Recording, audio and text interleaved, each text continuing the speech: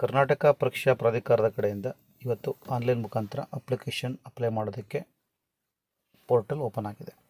Error ಇತ್ತು ಬಿಗಿನಿಂಗಲ್ಲಿ ಸ್ವಲ್ಪ. ಭಾಳಷ್ಟು ವಿದ್ಯಾರ್ಥಿಗಳು ಕೇಳ್ತಾ ಇದ್ರಿ, ಸರ್ ಸರ್ವರ್ ಬ್ಯುಸಿ ಆಗಿದೆ, ಬ್ಯುಸಿ ಬರ್ತಾ ಇದೆ, ನಾವೀಗ ಅಪ್ಲಿಕೇಶನ್ನ ಅಪ್ಲೈ ಮಾಡೋದಕ್ಕೆ ಆಗ್ತಾ ಇಲ್ಲ, ನಮ್ಮ ಡೀಟೇಲ್ಸ್ಗಳು ಕೆಲವು ಮಿಸ್ಮ್ಯಾಚ್ ಆಗ್ತಾ ಇದೆ, ನಾವು ಎಂಟ್ರಿ ಮಾಡಿದ್ರೂ ಸಹ ತಗೋತಾ ಇಲ್ಲ, ಮತ್ತೆ ರೀ ಎಂಟ್ರಿ ಮಾಡಿ ಅಂತ ಕೇಳ್ತಾ ಇದೆ. ಈಗ ಭಾಳಷ್ಟು ಇಶ್ಯೂಗಳು ಆಗ್ತಾ ಇತ್ತು ನಿಜ.